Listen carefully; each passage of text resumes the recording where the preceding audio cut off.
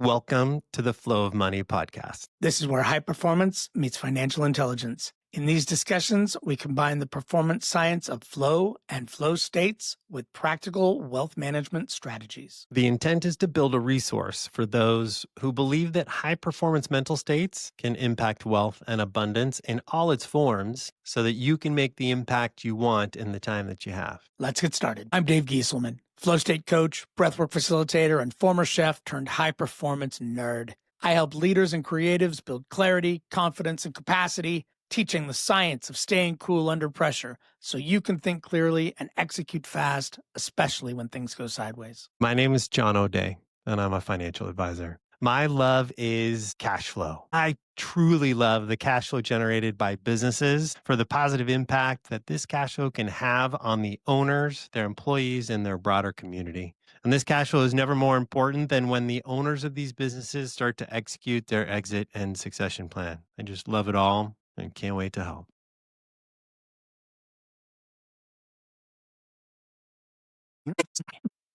Shall we flow state today? What are we doing? What are we talking about? Let's fucking flow podcast.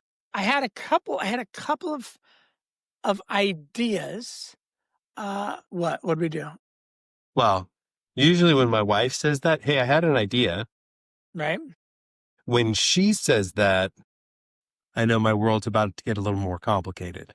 So the kind of thoughts that were going through my head as I'm talking about high performance to a bunch of different people, and one of the things that keeps coming up is orienting to safety.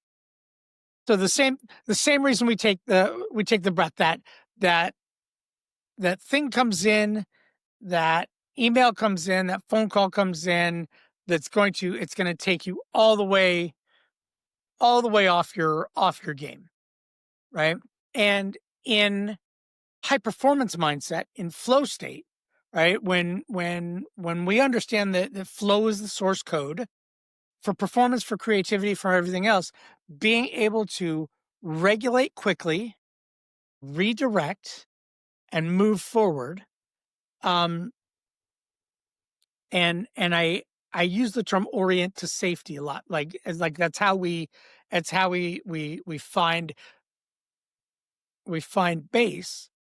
Like, what does that look like in money? And my thought around that was, like, if we were going to talk even in sort of like ratio terms, like, what is safety? What does safety look like? So if I want to go, like, the big news is the tariffs and Bitcoin dumped, except for one guy who made $90 trillion, opened an account, brand new account, 30 minutes before everything went haywire, and against every credible current recommendation, shorted everybody. So for those of you dialing in, we're recording this episode on October 14th to give this some context. So on October 14th, as we look at the markets, our, Bitcoin US dollar ratio is down a surprising amount. What are we down? So a surprising amount, it was 124 a coin, 10.5, and it bounced off 110,000 a coin. 15-20% ish. Yeah. Surprising changes in the value of certain asset classes based on tweets and shit, right? Which are as apparently as good a communication as any. So one of the things that keeps kind of going through my feed, right, is people who go, I thought I was doing everything right, and then suddenly I lost $9 million in 30 minutes, and now I'm not sure how to move forward. Yeah. So orienting to safety in that context. So as you think about mentoring somebody at the point of fear, right? In any context, right? Somebody is afraid. Um, it can be just take me through that like how do you enter into the conversation with somebody who is triggered? Fear, um, you know, I think, you and I often see sometimes parallels in people who are attached to, you know, uh, addictions of various kinds or on the precipice of desiring that unhealthy component, right? I'm triggered. I'm at that moment and I need to get talked down to some degree. You know, what are let me ask you this question and we'll get to some of the things, that I see in my practice, but there's breathing techniques, right, that we can apply that will shift the so if I'm triggered from a physiology standpoint, that's sympathetic nervous system. Am I remember? Sympathetic nervous Okay. system. My body thinks there's a wolf in the room. Okay. So we've got elevated heart rate, blood pressure, blood's leaving the extremities from a defense mechanism standpoint. We've got a reduced, narrowed focus to be able to, you're right. So physiologically, our bodies are triggered. Big squirt of And adrenaline, airways opening up, like the whole bit. Like we're ready. We're like literally in fight or flight. yeah, okay. And then there are physiologically, there are things that we can force our body to experience that will reorient that response or metabolize or deal with that, right? And breathing techniques are one of those, right? Yes. There's a series of techniques under periods of stress where you might be able to moderate heart rate, which may allow to loosen the stress hormones, the cortisol and the adrenaline and the things like that.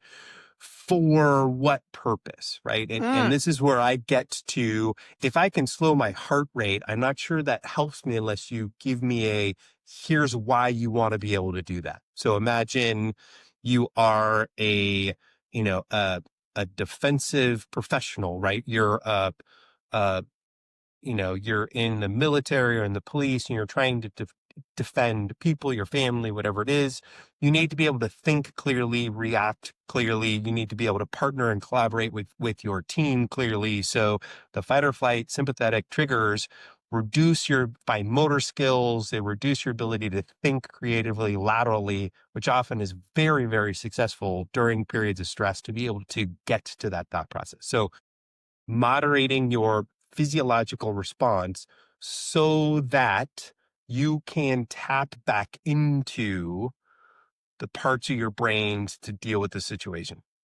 Right. And So when we regulate our nervous system, when we're in fight or flight, down into we drop down into our parasympathetic, right? We do some intervention style breathing. We can, ice water on the face, ice in the hands. There's a bunch of different things that we can like immediately connect to, drops us out of fight or flight, right? So bottom line is the heart sends 60 times more information to the brain than the brain sends to the heart. If you want to control your brain state, you have to control your heart rate. If you want to control your heart rate, uh, the best lever that we have is the respiration. We slow the breathing down, the heart rate slows down, the brain goes, yo, I thought we're freaked out. We're freaked out about the thing. The heart goes, no, you're freaked out about the thing. You're at an 11. We need you around a 6, because when we're in fight or flight, when we're in our sympathetic nervous system, one of the things, so a whole bunch of things, let's go through this real quick. yeah, good. A whole bunch of things happen at the same time. So, your Paleolithic self is you're walking, you're walking through a field, wolf pops up, all of a sudden you snap into fight or flight, right? Because taking this guy on is not one of your choices, right? You're not going to fight this guy, you're going to bounce. So when your only job in the world is to escape the wolf, some things happen. Your heart rate increases, your blood flow dilate, or your blood vessels dilate, your pupils dilate, your airways dilate. You get a big squirt of norepinephrine. You get a big squirt of adrenaline. Some other things happen too. So you can take in more air, you can get more blood. Your body's pumping more blood more fluidly. But some other things happen, things like your bladder relaxes, digestion slows, elimination slows, reproductive system slows. The reason these things happen is because when your only job is to escape the wolf, like having to pee real bad, having to poop real bad, being super horny does not serve Help you. you in Correct. any way. Yep. So the body shuts those things down. Now, for the same reason, when your only job is to escape the wolf, deep, complex, long range, abstract thinking also does not serve you, right? And so the body, in the same way it shuts down digestion, elimination, and reproduction, it also shuts down your neocortex and your frontal lobe, which means your limbic system, right? Your limbic system, your amygdala and your hypothalamus are running the show, right? Almond size shape pieces in the back of your brain.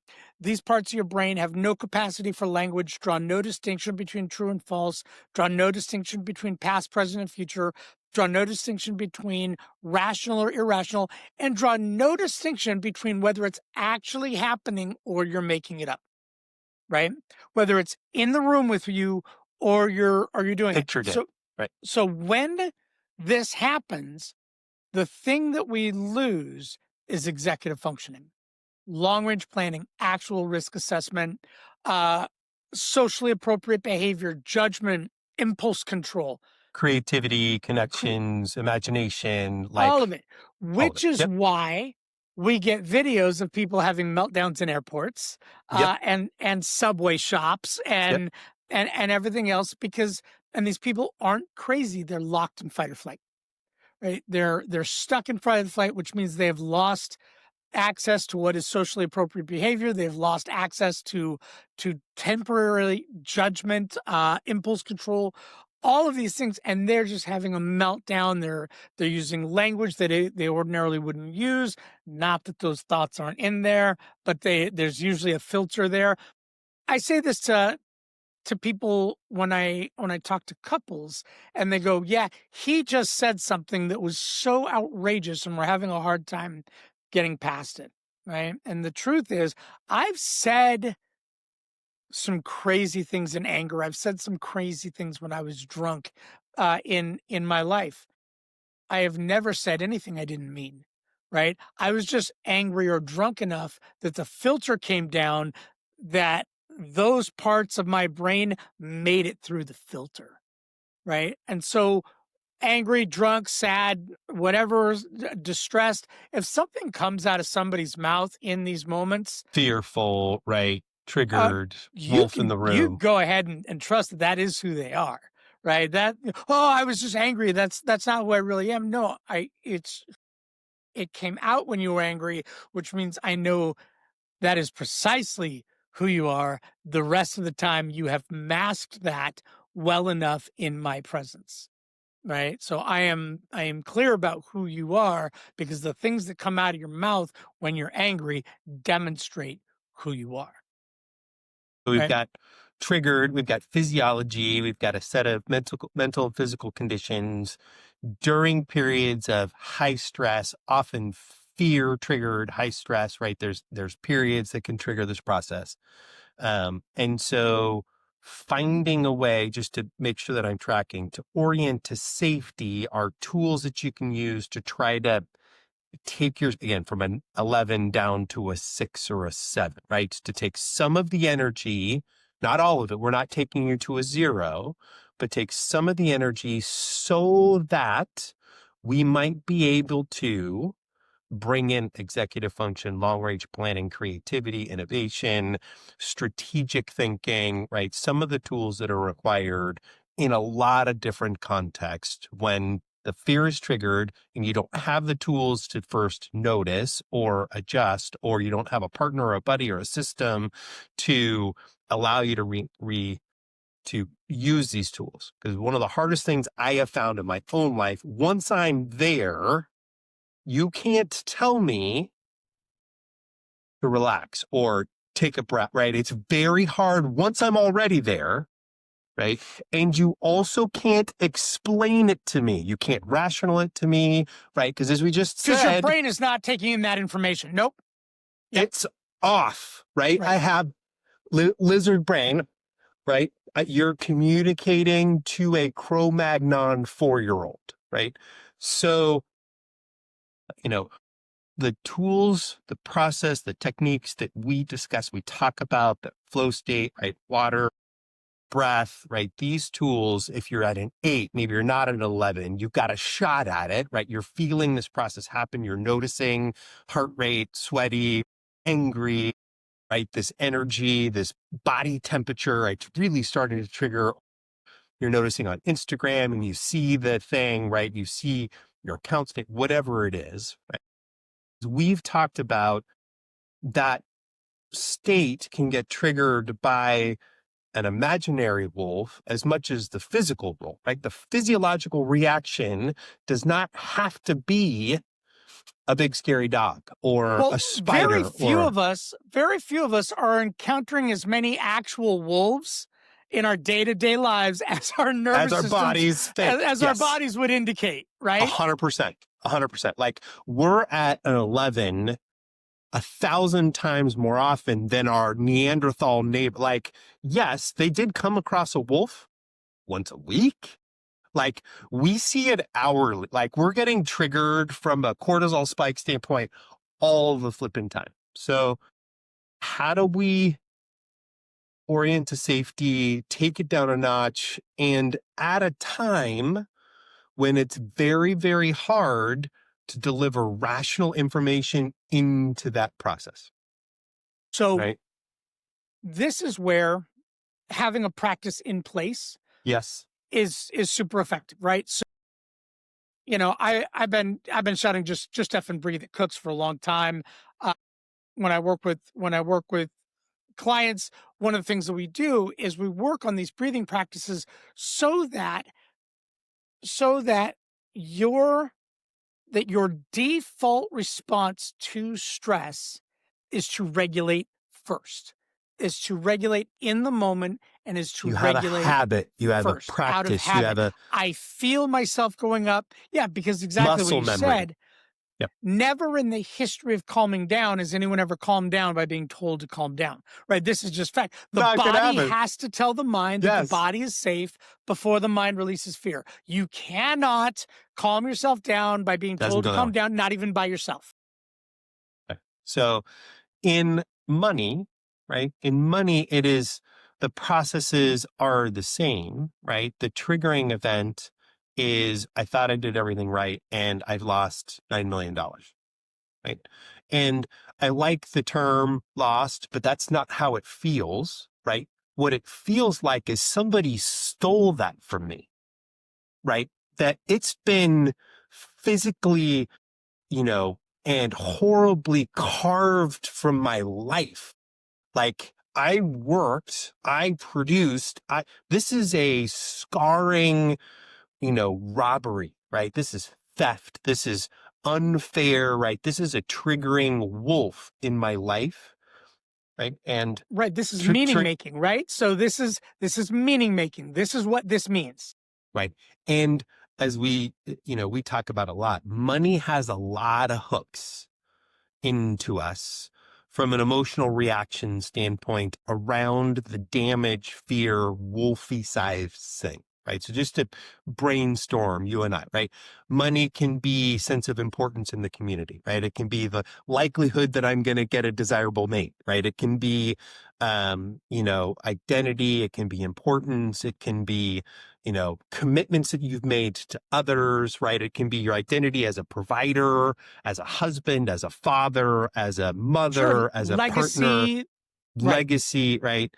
It can be, a identity based on a sense of competence, right? That I'm very good at this because of some belief that I've attached to the process. So if this isn't working, then am I not competent, right? The whole thing can start to crumble in a lot of very sticky and hard to parse ways, right? So as you describe, in any process where you want world-class improvement over time, right? And I don't care if you're a SWAT sniper or you're an investor or you're a parent and a kid has done something shocking, like The time, we've talked about this, the time to learn techniques is not in the middle of it, right? You don't learn to fight in your first fight. In your first fight, right? So you need muscle memory to apply, because at that time, when the craziness is taking place, and oh, by the way, often the greatest opportunity, but when the craziness is taking place, you know, I think it's a SEAL saying, right? There's a military saying where you don't rise to the level of your hopes and dreams, you fall to the level of your habits and behaviors, right? I mean, just what the only thing available to you is your muscle memory at that moment, right? And so if you have not practiced the tools that you're going to apply when a surprising change has taken place, right? And that sounds very fruity. The surprising change has taken place. A mother effing wolf has showed up, right, is a surprising change that has taken place, right? In money sense, the value when you log into your account goes down a life-changing amount. And, people save their entire lives. It was a lovely couple. It's an electrician and a gal who works at a law firm. They've saved forever. They now have $5 million. This is the millionaire next door. You wouldn't know it to look at them. It's not flashy. It's not showy. But if they lose 10% in the value of their account, that is $500,000 of value. It would take them years to earn that, not spend it and set it aside. Right? This is a life-changing amount on a very small change on a percentage basis. So if they're an investor and it's $5 million on Monday and it's $4.5 million on Friday, that is a wolf. All the different ways that you can hook into somebody, right? That is angering. And at that moment, if I'm attempting to deliver rational information into that space, it's very challenging, right? Because they are already at some level on the spectrum where some of this process is not going to make it in. Right? We're talking executive function, long-range planning, right? Those components that we already talked about are starting to fail. And to some degree, the temptation is that's when they should fail, because I got to take some action. Like I got to have the energy to fix this. And the temptation is to believe that that's true. But if you're not prepped and ready for it, you may pick the wrong direction for the action that is in your best interest. Right? So having practice or gamed out, what are you going to do when? Fill in the blank.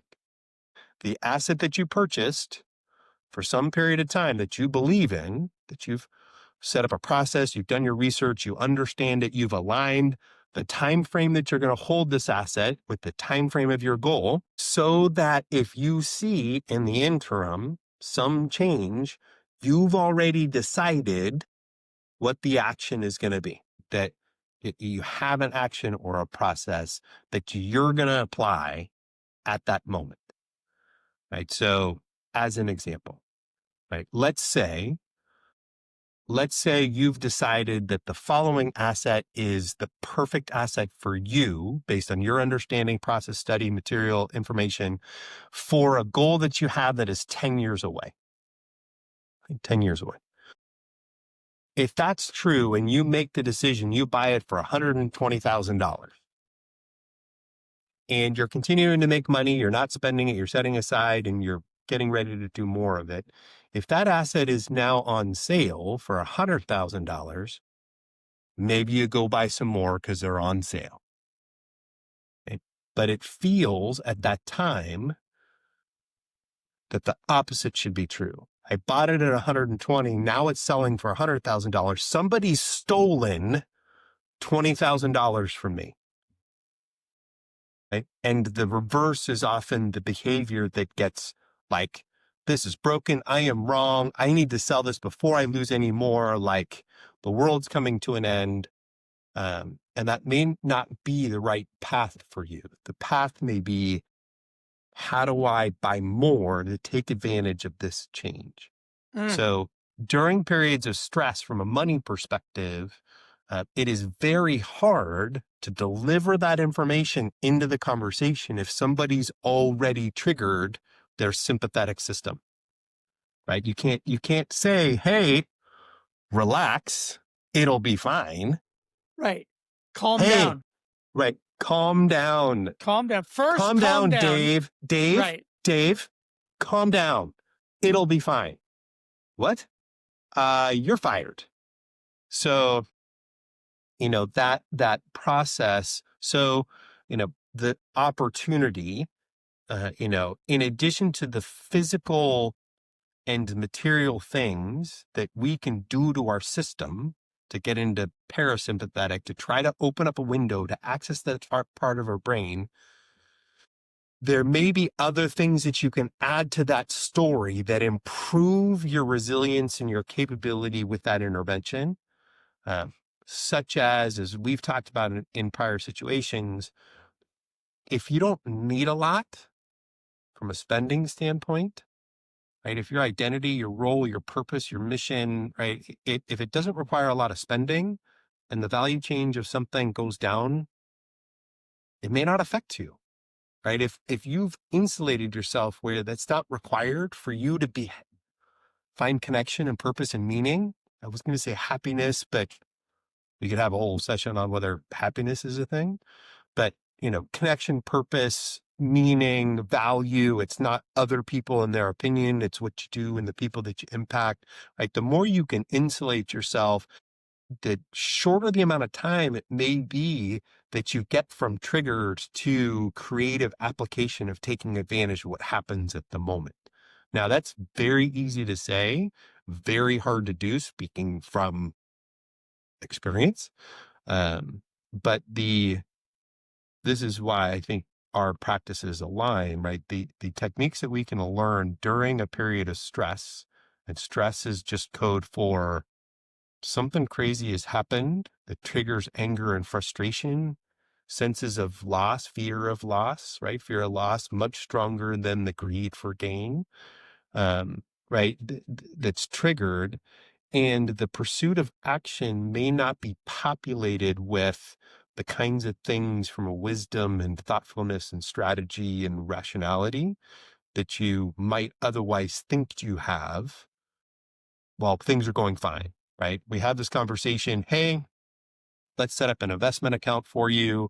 Really aggressive accounts grow great over long periods of time. The downside is they also can go up and down a lot.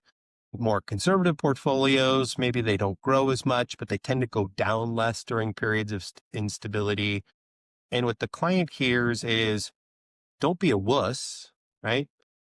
Right? I'm not a wuss. Like, I'm not afraid. Why would I be afraid? Right? I'm going to take, but until you are in it, right? Until you hear the crack in the woods that might be a wolf, I think it's hard to know how you're going to react when, hey, remember, you're triggered, right? You're angry and frustrated. Remember, I told you, relax, it's going to be fine. Remember, I told you so, that there will be periods of time when its value could go down. I don't know when, I don't know how, I don't know where it's going to come in. There's going to be something surprises. We're going to see a pterodon's going to show up, right? Something surprising is going to happen. And the process is going to be, we're going to take advantage. But delivering the rational information to somebody who's been triggered, is the wrong order. Right. So in my practice, right, in my practice, and when I'm dealing with a client or somebody who is in a state of fight or flight, they are Already in a there. state. They're already there. They're at an 11, right? And the best answer they had in that moment is called fucking Dave, right? And I'm Yeah. like, all right, like, you know what? They at least could fucking operate the phone. Right. So, which is not, it's not a terrible option. And one I definitely encourage, like, if you got nothing else, like before barking at your partner, or before hitting send on that email, or before hitting send on that text, ooh, just find me in your phone real quick, and let's get there. And so the process we're going to go through, we're going to do some intervention style breathing, right? We're going to start slowing the heart rate. Maybe go face first into a bowl of ice water.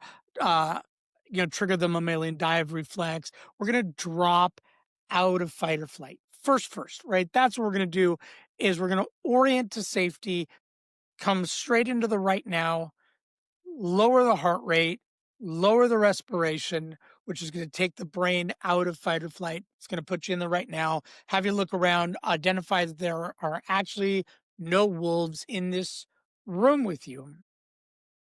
That buys you a few moments, right? Because we are meaning making and we're going to go back to this thing that happened. We go back to this volatility and we're going to go back into the meaning that I'm making from that. And I'm going to go straight back in. The wolves are going to show back up and now we're back in the game. Right.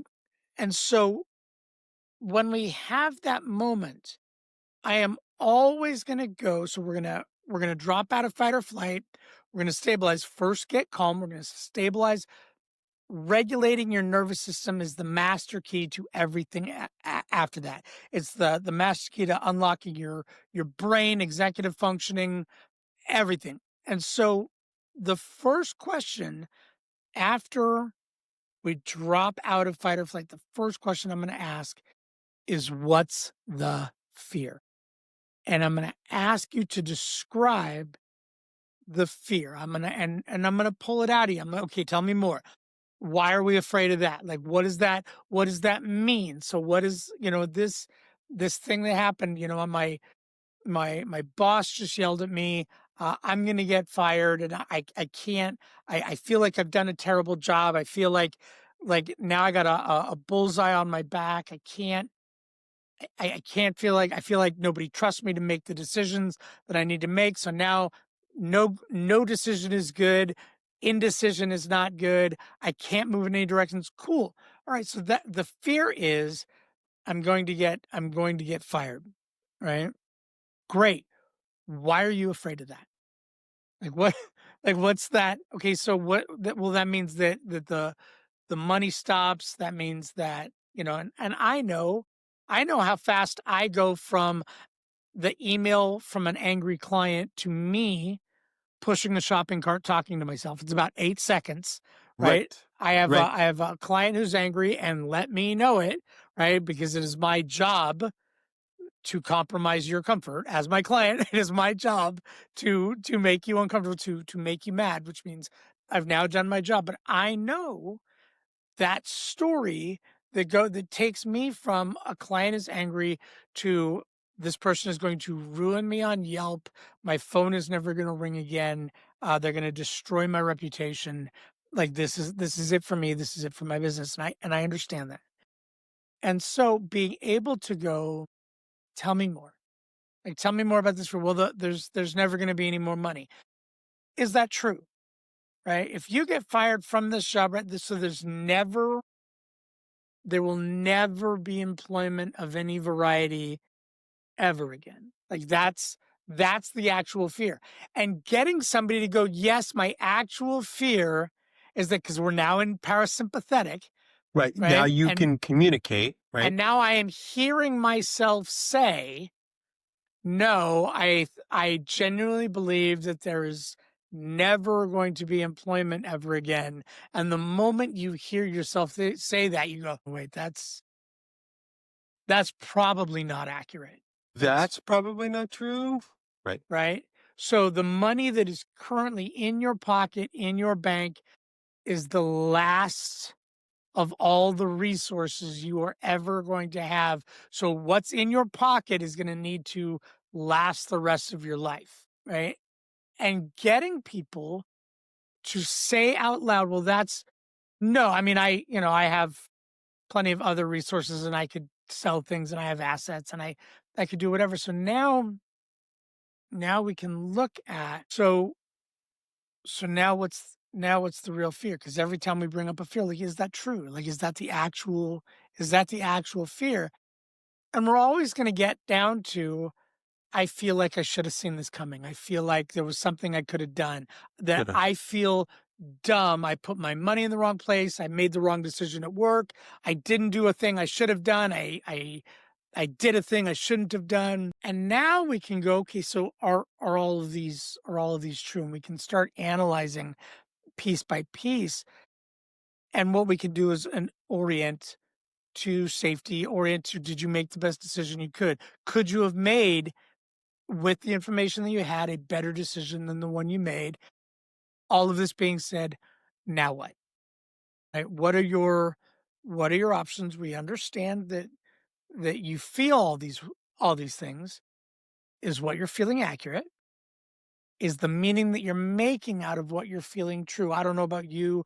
I have easily the world's shittiest crystal ball, right? The world's Right. shittiest. I have never made accurate meaning. I have never predicted the Right. meaning of a thing accurately, that in a way that actually represented what was actually happening, or the way this was all going to play out. I call it the shower arguments. Those arguments you have in the shower. I mean, and you win those, right? You win. Totally. Like, you said the smart thing, and the thing, how this was going to go, and how they're going to respond, and how you need to respond, and we win those. Like, that thing has never played out for me in that way, where the person who triggered me now feels all shame and and smallness, right? And I come out the hero. Like, it never works that way. But being able to inject a moment of, like, where are you? Can you, without moving your head, can you identify 4 green objects in your field of view? Without moving them, can you bring your awareness to the backs of your hands? Right? Can you come into this moment? And once we can now be in this moment, can you identify the actual fear? Right? And so bringing people all the way into their bodies, all the way into this moment, because in this moment, there's no wolf in this room. So I am now out of fight or flight, and all I have is the thing that I am creating in my head that is sending me into fight or flight. But I've created enough space to now begin to analyze that thing. Is that true?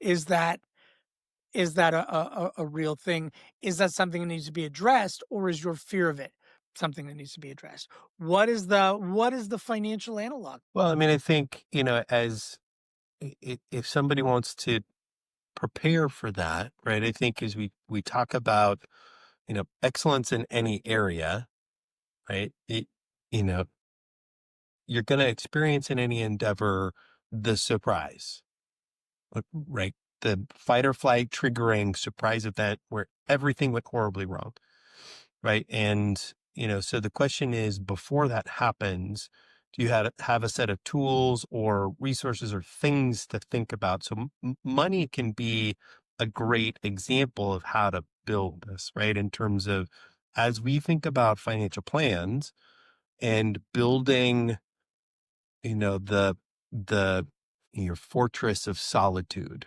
right? That place from which you can operate financially and otherwise, that regardless of the size and shape of the surprise that comes, we now have proof points that we've talked about that we can get back to, right? Remember, right? Now that we have potentially reconnected with our rational side, we talked about the tools that we're going to apply.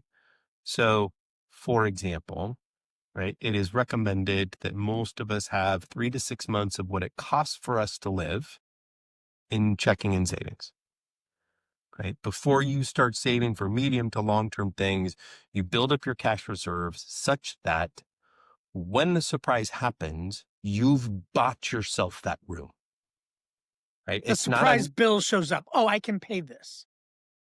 health issue, bill, job change, RIF, reduction of workforce, right? You're fired for no reason of your own.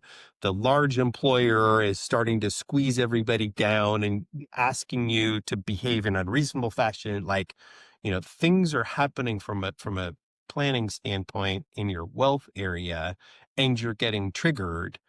Now, remember, as we've talked through this process, what we attempted to build towards was a set of cushion that would buy you some runway, right? And connect to that, right? Then as we layer, you generally are not able to build a reserve of 3 to 6 months of your living expenses without controlling your expenses such that you spend less than you make. Right. And if that was true, even if there was something catastrophic from a job standpoint, we've got the reserves. And by and large, even if you had to make a job change that included a pay cut, you're still typically cash flow positive, right? I mean, so there's things that you're doing from an orientation standpoint. You've built your 3 to 6 months of cash reserves. You're sitting in checking and savings or money market someplace super safe. It's maybe paying a little bit of interest, but its primary job is to not go down when the rest of the world goes crazy. Right? In some surprising way. Pterodactyls show up, zombie robot chickens, like who knows where it's going to be. All of a sudden, your boss's head starts spinning around 360 and projectile vomiting on the wall and has totally gotten, you know, gone crazy. And you're out of self-care and safety are quitting, right? We've set yourself up. We spend less than we make. We set that aside. We've hit our 3 to 6 months. Now we're saving for medium to long-term things. Again, all of this allows us to prepare for the surprises that happen in income generation. Now we talk about the surprises. We've done the hard work. Like I've sacrificed, I've underspent, I've wanted things and chosen not to spend them to create this resource. And now the value of the resources change almost more than I can contribute to it in a year. Back to my example, right? There's $100,000. I'm able to put in $3,000 a year at max, and the $100,000 is now worth $70,000. It's 10 years worth of the hard, debilitating, often demeaning money I earn. I underspend. I use old clothes. I don't drive a new car. Like I'm feeling inadequate. I'm underspending. I'm putting $3,000 a year and I'm getting ahead and I'm getting ahead. And now 10 years worth of my stuff is just evaporated. Awesome. Back to your question. What's the fear? Right? What is the fear? Are we so far that it doesn't make sense? Like you don't understand it. It now just feels like witchcraft. I didn't believe it before. It went up in some value. I didn't believe you, but I trusted you. Now I'm feeling betrayal. Right? That the $100,000 is now $70,000. What's the fear? Somebody is stealing from you. Now we're back to, I should have known. I should have been better. This person has betrayed me. Now it's a sense of betrayal. And it may be that if you are prepared, hey, just so we talk about it, I don't know when it's going to happen, but a process is going to show up with the value of the stuff that we buy that we love, the property that we love, whether it's property in the form of an ownership interest in a company or a building or a I don't care, whatever it is that you decide you love as a storehouse of value that you're going to hold for a long period of time. There will always, in every asset class that you can possibly imagine, there will always be periods of time where other people decide to get rid of that thing for far less than what you paid for it. The question is, what does that mean to you? And does that mean that you're in trouble and you should sell it also and get out? Or you should try to get them even more afraid so they sell even more of it so you can pick it up at a 40% discount or a 50% discount? Because in general, if you've done the work that you found assets that you love and you are aligned from a time frame standpoint where you're going to hold it for 5 years, 7 years, 8 years, 9 years, 10 years, then what happens this year, next year, or the year after doesn't matter. And the question is, can you take advantage? Have you put yourself in a position, diversified your process so that no one decision really harms you? You've spread it around in a way. There are so many beautiful things out there that can be used as a positive storehouse of value. Don't be stingy, back them all, right? So that, again, you have something set aside just in case. So in portfolio construction language, this tends to be buying things that are low risk and things that are moderate or high risk, so that when the high risk things run into pricing challenges and they drop in value, you have something to sell that didn't go down to go take advantage, right? And so this is where there are certain processes that people can pursue that are leveraged such that a change in the process does wipe them out. And that's a hard approach, right? That is something that, from a from a reality standpoint, you got to confront that was the decision that you make. But even in the, you know, in the face of that, you got to be accountable to some degree of the decision-making process that you followed.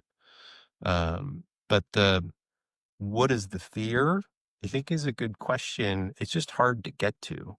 And in a lot of my conversations, nobody wants to hear from me. Just fucking breathe. Right. Right. But, as best you can from your wealth process, right? If you're building, a process that flows well in terms of your money and your wealth, right? Having your game, your practice, your thought process, what happens if, what am I going to do when, for some period of time, the value of this thing that I have bought goes down, right? And I'm now angry and frustrated. And, the greatest investors that people point to are business professionals or whoever it is, right? They say they were always at the right place at the right time. It's often the ability to make those decisions when everybody else is angry and afraid, right? So when everybody else was angry and afraid, they were regulated and capable of making creative lateral connections. Built some margin, right? They had some diversification. They had, capacity, right? When everybody was up 100%, they were only up 80 and they took the risk of being laughed at. But when everybody else was down 50, right, they had the ability to sell something to go take advantage, right? To capitalize, to see, from a time alignment standpoint, that 3 years from now, 7 years from now, 10 years from now, when this really is a resource that I'm going to be pruning to live off of, that it's going to be fruit that's going to sustain me. I don't really care what happens next year. Like if I'm, planting a bunch of avocado trees, and how long does it take an avocado tree to fruit? Like 7 years. So if I plant a bunch of avocado trees and I insure those trees, and, somebody from Saturday Night Live comes out with a funny bit about avocados, and the price of avocado trees and avocados go down in 2026, do I care? Like, are avocados going to be a negative thing 7 years from now? No. They're lovely. They're tasty. They're yummy. Avocados and everything. Right? So, the orient to safety is super hard from a money perspective. I think it's hard because people want to be rational and think, intelligently about it. There can be senses of betrayal from a process or a trust standpoint. There can be identity issues. There can be challenges to your lack of capacity if something happens, right? There's real, and there's consequences, right? These are, if you run out of money, you run out of money, right? Nobody wants to call their kids and say, hey, I'm out of money. Can I move in? If I'm 80 and my wife, Jessica, needs to hire somebody to care for me because I've lost my last marble and I'm a physical and mental hazard to her and the family, and we don't have the resources to cover that, it's awful. Scary. It's scary and it's a problem. Yep. So, I'm not saying that these aren't real problems that need to get figured out, but to your point, if you can figure out how to manage your resources and your spending to build a process that over long periods of time, you can set yourself up. But it's the fear of loss, the fear of missing out. These fears get triggered, but loss aversion is a big fear, and it doesn't matter the number of zeros. I got an email right before this when we hopped on, and he was frustrated that his investment account value didn't seem to be changing. And it was $3,000 was the value in that account. And he started in March. And then I had a call with a family. He sold a business and he felt like he couldn't take any loss, couldn't afford any loss. And he sold his business for $15 million, paid his $5 million in taxes, and has $10 million. And he's afraid he's going to lose it all. And it doesn't matter the number of commas that you have, right? This is a hardwired limbic system, sympathetic system getting triggered by what is your particular wolf. And you got to learn it, practice it, set some habits, have a system, something that you're going to apply. Because if we're pulling out guarantees, there's a cost for that. There are definitely products that you can buy that remove some of the risk associated with it. But it's hard to learn to fight in the middle of a fight. Right. And in high performance and working with people's physiology, we build habits, right? That's what we build, because when I'm triggered, when that thing happens, I default to a deep breath. I get that email, first thing I do. Right. Like Right. What do basketball players do when they're like, basketball players are famous at doing research of their opponents to try to trigger them with smack talk in such a way that pulls them out of their game. Like that is a brutal battlefield to deal with on a daily basis in terms of who is right in your face, whispering in your ear. And if that, like defensive linemen, right, famous for researching the offensive linemen and the other players such that their smack talk would get into their brain to some degree and trigger them in a fashion, lose motor control, lose sense, get angry, make a mistake from a process standpoint. Like before that happens, you got to have a tool that you don't have to think about. Right. That works when you need it to work. Right. And so in terms of setting up habits and patterns around finances, what do those look like? That I cannot control that I'm going to get triggered, right? So the first thought is the first thought is not my responsibility. The thing that happens is not my responsibility. The second thought, my response to it is my responsibility, and I will either abdicate my responsibility and just react, right? Drop into fight or flight, say the crazy thing, lose my shit, melt down in the airport, like whatever it is.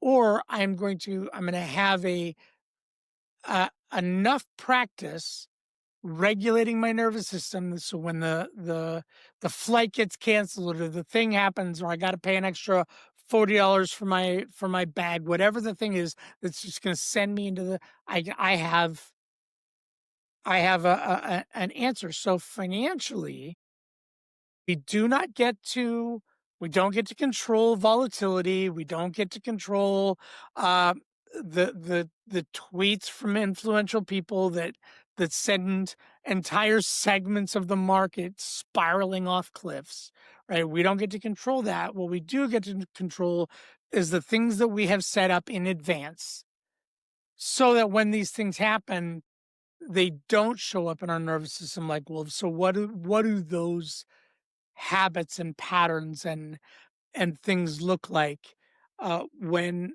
the catastrophic thing happens, we go, damn it, that catastrophic thing just happened.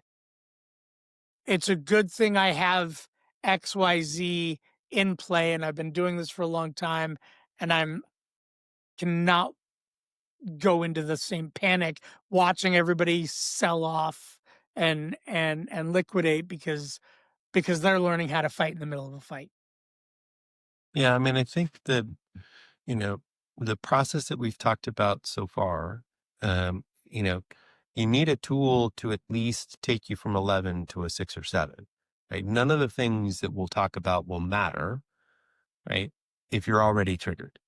But if you can get yourself to a spot where some of that you've again, you pull up your account or you hear somebody or you see something and you pull up your statement and you see it's gone from $1 million to 700,000. I am not in control of my first reaction. 100%. Right. I will, wolf pops up, whatever it is, right? That, and how big of a gap can I open up after that to try to drop in something that will allow me to capitalize and profit from that moment? And there may be meaning making like that you talked about, right? There may be meaning making that we can drop in ahead of time to put the wolf in context, right? That it is not coming to take from you, this is our opportunity to pounce. Can we reframe it? Right. And some of this is, education and training about your particular chosen asset. Like, I love cash flow. That is what I love. Assets that are beautiful and attractive and lovely and storehouses of value over long periods of time. To me, because of periods of stress like this, I love assets that generate cash flow, right? If a business has revenue and expense and profit or cash flow left over, even if a share price of that company goes down for some period of time, most of the time it's still generating cash flow, right? So Apple, right? Tim Cook and his team at Apple, despite the fact that the share price of Apple might have dropped 30%, Tim Cook and his team still are making money. They're generating cash flow. They're profitable. Okay? And Tim Cook and his merry band of inventors is going to take that cash flow and they're going to invent, make, steal, create, whatever it is, something that I'm going to fall over myself in 3 or 4 years to throw $3,000 at them to have them sell to me. There will be something that they're going to be able to do with that money such that they'll be able to do stuff in the future that they can't do today because they're profitable. That they've generated profit, they can use that profit, invent new products, new markets, new systems. Same is true restaurant business, right? If the restaurant is profitable, can I use that cash flow to a new location, make it bigger, offer another service? Like, can I take that cash that I've generated to make the enterprise more profitable so that next year it's not just $1 million of profit, it's $1.2 million. And then the year after it's $1.8 million. And then the year after it's $2 million. Because in reality, most investors will return to what is the cash flow of the business. And if the cash flow is higher, their appetite to paying more for an ownership interest will also be higher. Right? If Apple makes $1 billion today, and you could buy a share for $1, if it's making $2 billion tomorrow, rough math, the share price should be $2, right? So for me, if the share price of a company has dropped, but we really have a business, a management team, and a stack of services that they deliver such that it generates cash flow, to me, it doesn't matter, right? They're going to use that cash flow to build a bigger, more beautifuler business such that that profit will be more in 10 years than it is today. And the share price will reflect that. So could we deliver into that investor education around the separation for share price and its ownership cash flow such that, yes, the value on your page has changed.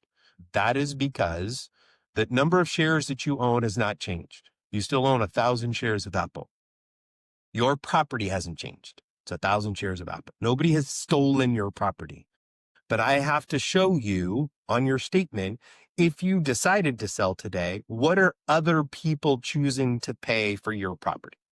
Despite the fact that you're not planning to sell it, if you chose to sell it, what would you get? And yes, today that is lower than it was yesterday. So on your statement, we list it as dollars. You had $1 million yesterday, it's $900,000 today. It feels like you lost $900,000, but the amount of your property hasn't changed. If you voluntarily chose to sell it, what you've gotten has gone down. So if the amount of your property hasn't changed, just what other people are doing with it, and you believe in this asset, this collection of assets, this diversified pool of assets, these companies, and their ability to increase their profit over time, then the value of these assets in 10 years will easily be much more than it is today in a fashion that meets your goals and objectives. Like, what is happening today doesn't matter. Now, delivering training and skill and education around that at that time about the meaning of what's happening in this is very hard. Phenomenally difficult. Time consuming. And so I'll give you an easy example, right? Regardless of who gets elected, somebody is going to call me and they are absolutely certain that the world is coming to an end. And the person who is elected is going to destroy the country, the stock market, and the economy. All three within a 4-year period of time. It won't matter who is elected. Been at this long enough that it doesn't matter. Somebody in my practice is going to call me the day after and say, I need to sell everything. The world is coming to an end. And that is a very hard, triggered, emotional connection to that fear wolf. Right? Meaning has been made. This is what this means. This is the prediction. This is what is going to happen. And I am in a state of threat and I must do something. Yes. Yes. And, it is, it is very hard as a decision maker, right, to try to find the right path forward to protect yourself and your family, right? Threat is coming. All you want to do is protect yourself and your family with the resources that you've accumulated. You don't want them to go to zero. You don't want them to go down. And you really feel, based on the information and the research that you've done, that that is likely. And that's how you feel at that time when you're triggered and you're calling your team to take action, protect yourself and your family by taking action with the resources that you had otherwise accumulated. Or you want to sell and go to cash, right? Or you want to get out, or you want to move to Canada, or whatever the resolution is from a process standpoint. And, this, as smart as I believe myself to be, I won't ever know what's going to happen tomorrow. Right? I've got an understanding of how I think the process works. And again, the sense of betrayal can be very real. If I say it's going to be fine, this will play out, and it doesn't, right? Then I'm even more angry, right? And there is no way to know, right? By and large, except by understanding the process. As we look at the mechanics of revenue, expense, and profit, there's very little in the political instability that we're seeing today that is going to lead to a change in that stack. And that, as much as we get angry about tariffs and political instability and messing with the economy and unemployment and blah, blah, blah, if we are selecting assets and it really is companies that are generating cash flow and they're using that cash flow intelligently to reward investors with growth, that those assets are going to be worth much, much more in the future than they are today, especially compared to your alternatives, right? From a process standpoint, but it is very hard, right? To hear that, to react to it because of all the hooks from a meaning making that we applied to that. Right. Right. Because if I lose everything, then I did something wrong. Somebody stole from me. I'm an idiot. Right. I've stolen from my kids. Like, I'm trying to set aside resources for their college and it's now wiped out, or, and I let them down and all of that. Like, my all wife of trusted me. My husband trusted me, right? All of those identity role, components. So I can appreciate the challenge.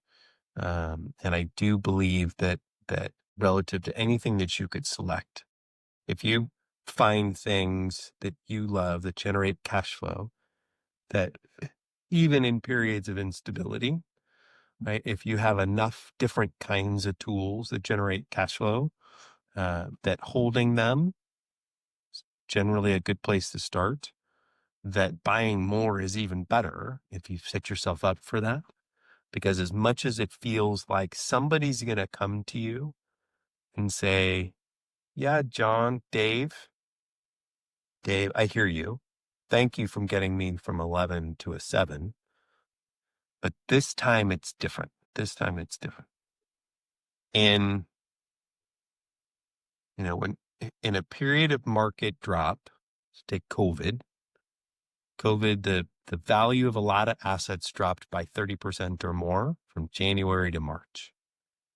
And as much as listen, I understand it feels scary and frustrating. It feels like the numbers are coming out. We're getting our arms around it. This is March, late February, early March. And there were catastrophic numbers getting published in realistic and supportable fashions on the number of Americans that were going to die and the number of the people on the planet that were going to die. And as much as I wanted to say and deliver to people, beautiful companies, well run over long periods of time, are going to take the profit and cash flow that they're generating, and they're going to be bigger in the future than they are today, relative to any other option that you have available to you, right? It's going to be fine. And somebody comes to me and says, hey, I understand that that model worked in the past, but this time it's different. We've never done global pandemic. You're right. And it's never different. And the underlying process associated with profit-making entities, surprises happen all the time. And it's never different. It's never different. At least it hasn't been yet. Well, and to some degree, right, this is where maybe the meaning making can come back. If it turns out everything goes to zero, it won't matter. It won't have mattered. There is no alternative, right, that could have been true. Selling and going to cash, if everything goes to zero, unless you own bullets and penicillin, and there is no feasible method that will allow you to buy storehouse and warehouse $1 million of 9mm rounds and penicillin. And penicillin. Yeah, right. Because we're talking about how do I financially weather global apocalypse? And we would say that would be different. Well, listen, hey, if that is your path and your plan, then you need to take control and move forward from a path and a planning standpoint. And there are plenty of places in Durango, Colorado that were set up for this with well water and space in 1999 because the world was coming to an end because of Y2K. That was going to be different. This time it's different. Right? This time it's different. There has never been in the history of computing a world that has come together in such a fashion where going from 2 digits to 4 has been worked out. This time it's different. Right? As we track money flow and think through the process and go through the potential issues associated with this, right? This time it's different. Okay? And, 2007, 2008, 2009, those years left real marks on investors. If that's half from the peak of 07 to the bottom of 09, that is 50%. That's half. Nobody over 700 days, those 2 years, nobody wants to hear rebalance. It'll be fine. By day 700, the fatigue associated with that process is a real problem. That is a real problem. The reality is it corrects and moves forward. Selecting and buying those things is super important. In 09 and 2010, what every real estate investor wanted in the whole world was cash because everything was free. You could buy beautiful homes that were $500,000 for $25,000 out of bankruptcy out the course down. What every real estate investor didn't have in 09 and 2010? Not cash. So as much as nobody wants to hear, just fucking breathe. Nobody wants to hear that. Nobody here wants to hear this figure, except the people who, and I think this is the real point, right? Except the people who, when catastrophe hits, when the triggering moment hits, know to just fucking breathe. Well, and I think the window opens. I think the window opens for that listener, that person who is committed, who understands, right, that world-class performance, right, that the performance at the very highest levels in any endeavor, what separates the good from the really great is mental and emotional regulation during periods of stress, right? That when everything is falling apart, you want to put the ball in the hands of the guy that is calm and focused and his muscle memory puts the 3 in the hoop because he's done the work, right? And managing money is no different, right? If you believe that that model applies to every endeavor, including money, right, and wealth, then you may allow yourself that gap to breathe because of that promise. And you may believe and apply to money the truth that you see in other areas that you find repeated. And for that person that is willing to open that up and see that, that is a person that's willing to open up and be uncomfortable, to be afraid, to feel that process, right? It's almost that, higher power, right? That if I'm going to connect to a meaning, a higher power that I think is true, that I'm going to trust that if I can regulate my nervous system to be present during periods of stress, that may open up opportunities in any endeavor, right? That I want to experience. And being clear that there's no process you can put in place that says you don't get to be uncomfortable, right? We don't get to predict when things go sideways. We don't get to, no. But if I can be, as we've talked about before, and I think would be another amazing conversation, anti-fragile, right? And be able to go, oh no, I know the discomfort is coming. I know I don't get to predict it, and I know that I can weather discomfort regardless of the discomfort, regardless of how catastrophic this, this time it's different. Like this, the upcoming discomfort is, we in high performance we talk about, the ending of relationships and tragedy and Simone Biles falling off the balance beam during the Olympics, the golden girl herself, with catastrophic, like error, and then watching her the next day like it didn't happen. Right? She was willing to experience the discomfort of that thing that happened that nobody could have predicted, and then move forward.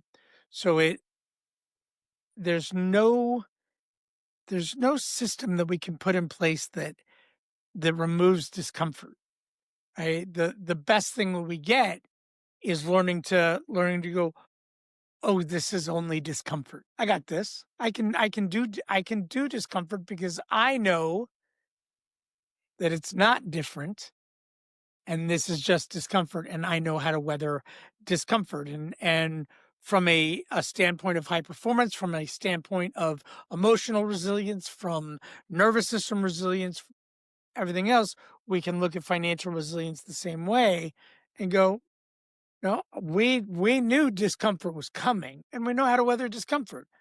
You don't get to not experience discomfort, but we know that we can weather it because we've put the systems in place that allows us to weather discomfort, rather than convince ourselves that we've put systems in place that allow us to never experience discomfort.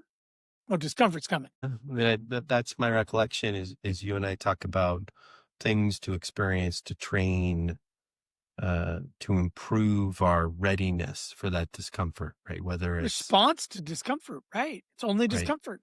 Right. And it seems to me that some of the research that I'm remembering was that as long as the process is voluntary, right? The process that you're going through that triggers discomfort is your choice, right? You're voluntarily choosing to put yourself into a situation where you're feeling discomfort. That itself starts to thicken the parts of the brain where resilience and the ability to deal with the actual discomfort takes place. The cold plunge, the breath holding, the physical fitness, the running, right? The long distance running, that,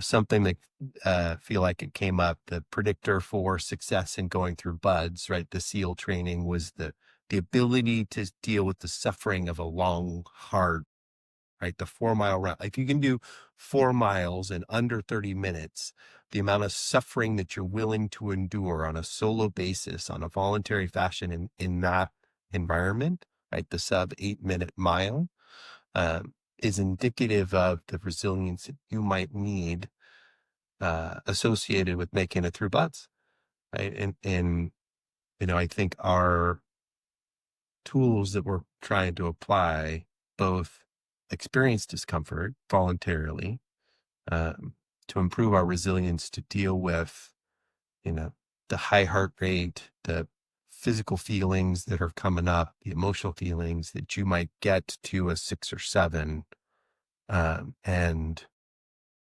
meaning making that still happens when there's residual echoes of anger and sadness and betrayal and frustration around whatever that you're experiencing, that you have a gap to assign meaning to it. Like at any high level of performance, right? Your team has lost the Super Bowl. What meaning do you attach to that? Are you curious and open about the lessons? And does that move you forward in a fashion where you're creative and excited and novelty and connection and community? Or is it crushing? Have you been robbed? Right. And by the way, nobody likes that guy. Nobody likes the guy who was robbed. Nobody likes that guy. Nobody can stand that guy. You know, there's the people who are super disappointed, and that's fine. And then there was the guy who was absolutely robbed in the Super Bowl, and nobody likes that guy. Don't be that guy. Don't be the guy that got robbed. Be the guy who's capable of regulating his own emotions or her own emotions. And I can appreciate the anger and the frustration and the desire to emotionally react. We don't get to pick our first one, but our second and subsequent, right? The image of, I can't remember if it's LeBron or Kobe on the bench after the loss, eyes closed. Like, what are you doing? Trying to apply the lessons. I'm trying to learn and improve so it doesn't happen again. Right. So I may not be able to resist, I don't know, throwing the mitt or the bat, but can I get to the point where it doesn't happen again? Like the emotional outburst has less likelihood to take place, but that second or subsequent thought, I am getting into curiosity and, something to learn from. Because that, as you point out, the person whose things are always going wrong, and in a negative way, world is against me, somebody else's fault, right? That outside finger pointy process is just, it's just awful. Well, and one of the things that I heard recently that I loved was, there's nothing but wins when the goal is the experience. There's nothing but wins when it's not, did I do it good? Did I do it bad? Did I do it right? Did I do it wrong? There's nothing but wins when the only goal is experience. Is to have the experience of the experience. You may operate in a space where that's nice, but I don't get paid if I don't produce win. Like I can appreciate, you can't go to a press conference and say, hey, how come you throw 3 interceptions? Well, I'm just here for the experience. That's probably not going to go well. And there are athletes who have that conversation, right? They're getting interviewed and you just lost. And yes, and that is not me, right? I'm no less of an athlete or a performer, and I'm going to take a lot away to learn from this process. But I also experienced a lot. Right. And, you brought up Kobe, Kobe, famously said, somebody asked him, are you disappointed? He goes, no, losses happen, right? No, we play 100 and something games a year. You're going to lose some of them. Yeah. Right. If a loss is devastating rather than educational, you got a big problem. Right. Right.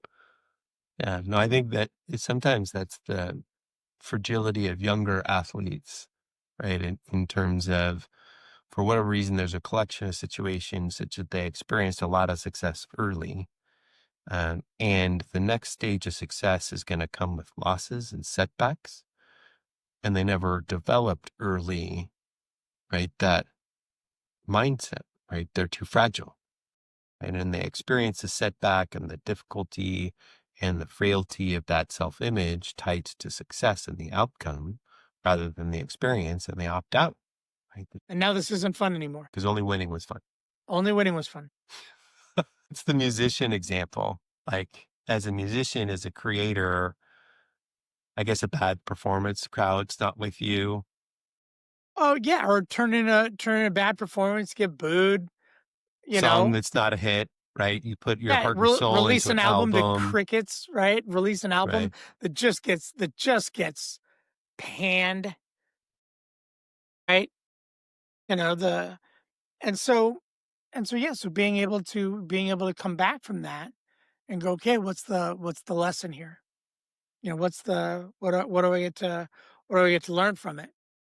And how do I regulate my nervous system first so that I can now get curious, so that I can now get creative and get get linear about it rather than view losses as final or catastrophic or whatever.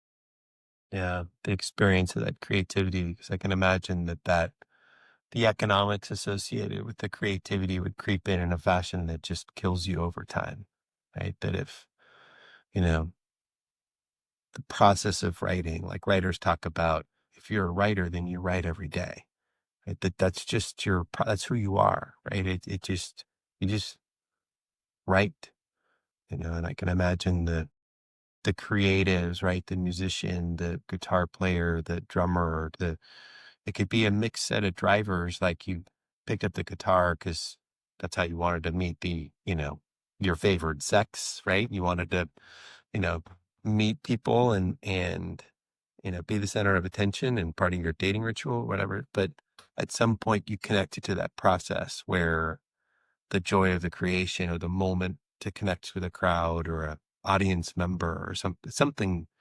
There's something in there that hopefully sustains you through the process and the surprises.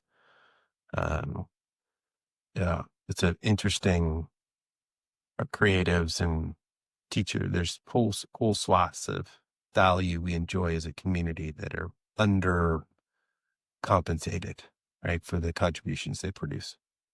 Well, because their process is not outcomes, right? And falling in love with the process rather than falling in love with the outcome is where high performance comes from, right? And no, I love a good outcome as much as the next guy, and I'm in love with the process of high performance.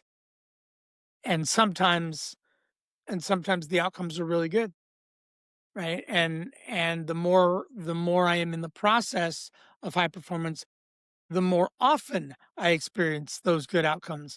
But just like we don't get to systemize against discomfort. I don't get to systemize against failure, loss, anything else. I get to learn how to be resilient, how to be anti-fragile. Good. Well, orient to safety, my friend. There you go. John, it's good to talk to you. It's always fun. I will see you next week. All right. Thanks for listening to the Flow of Money podcast. You can find us on Spotify, Apple Music, YouTube, or wherever you get your podcasts. Learn more about John and Dave at theflowofmoneypodcast.com. If you liked this episode, share it with someone who's ready to step into flow. If you're interested in sponsorship or collaboration, we'd love to hear from you. See you next time. Hey, before you go, this is John O'Dea here with a quick note.